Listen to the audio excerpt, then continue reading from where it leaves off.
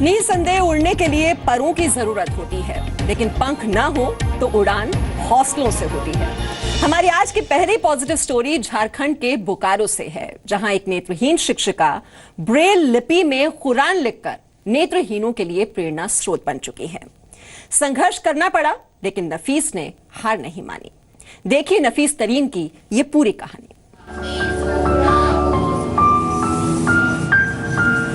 नफीस के लिए दिन और रात, सफेद और काला एक ही है। वो देख नहीं सकती।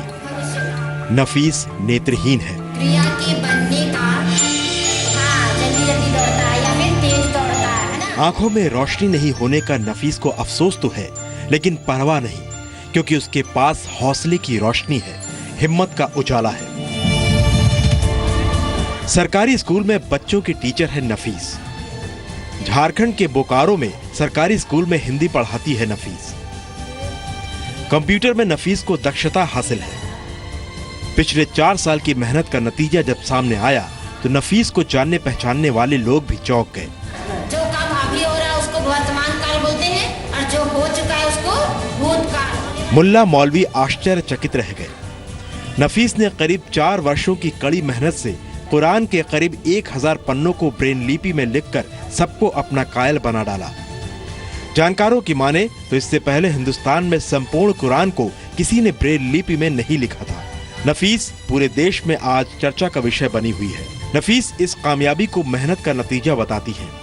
बस नफीस की एक ही ख्वाहिश है, कोई मदद को हाथ बढ़ाए, ब्रेल कुरान को आम कुरान की तरह प्रकाशित कराने में साथ दे। कोई चाहते हैं कि अगर कोई संस्था हेल्प करे तो उसको फिर से हम दोबारा उसका दूसरा कॉपी भी बना सके।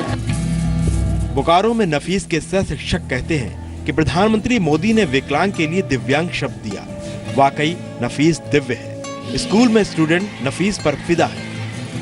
इनकी सबसे अच्छी खूबी ये है कि इन्हें कभी भी इस बात का दुख नहीं होता है या गम नहीं होता है कि ये नेत्रहीन है। इज वर्ल्ड्स बेस्ट टीचर, और आज तक जिनका नेत्र है उनको भी मैंने इतने अच्छे से पढ़ाती हुई नहीं देखा जितने अच्छे से वो पढ़ाती है। मोहम्मद मुख्तार असलम के 4 बच्चों में इकलौती बेटी है नफीस तरीन।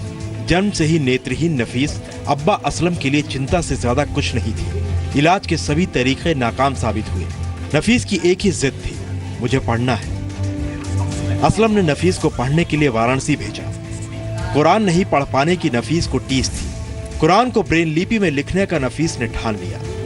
नामुमकिन को मुमकिन कर दिखाया। बहुत जद्दोजहद करना पड़ा और जद्दोजहद में बहुत लोगों ने इनकार भी कर दिया, लेकिन एक हाफिज तस्लीम साहब मिले जिन्होंने इस चीज के लिए एक्सेप्ट किया कि हम कुरान शरीफ लिखवा देंगे। नफीस के घर के पास ही मस्जिद के इमाम मोतीउर रहमान कहते हैं, सूरह फातिहा से सूरह अल-नास तक हर आयत नफीस को मुंह ज़बानी याद होना अचरज की बात है। अल्लाह ताला किसको कौन सी ताकत कब अता करता है कि वो अपने हिम्मत की बुनियाद पर बहुत आगे तक पहुंच जाता। भारत में पहली बार पूरी कुरान को ब्रेल लिपि में लिखा गया है। वो एक नेत्रहीन लड़की ने लिखा है। इससे पहले जुलाई 2014 में इंदौर की 20 वर्ष की एक लड़की ने कुरान के 10 सूरा यानी अध्याय को अरेबिक ब्रेल में लिखा। नवंबर 2014 में अलीगढ़ विश्वविद्यालय में कुरान पढ़ने के लिए ब्रेल तकनीक की शुरुआत हुई। कुरान में 114 सूरा है, जो पुरानी अरबी बोलचाल की भाषा में लिखी गई है। दुनिया भर में कुरान को 40 भाषाओं में लिखा जा चुका है, लेकिन कुरान की आयतों को लोग सिर्फ अरबी में ही उच्चारित करते हैं। अब तक पूरी दुनिया में सिर्फ 13 ऐसे देश हैं जहां कुरान ब्रेल लिपि में लिखी गई है। नफीस की मेहनत और लगन की बदौलत अब वो दिन दूर नहीं जब भारत 14वां देश होगा जिसके पास ब्रेल लिपि में कुरान होगी। अब नफीस को इंतजार है तो एक अदद मददगार की, जो कुरान के प्रकाशन में नफीस की मदद करे। मृत्युंजय मिश्रा, जी मीडिया, बोकारो।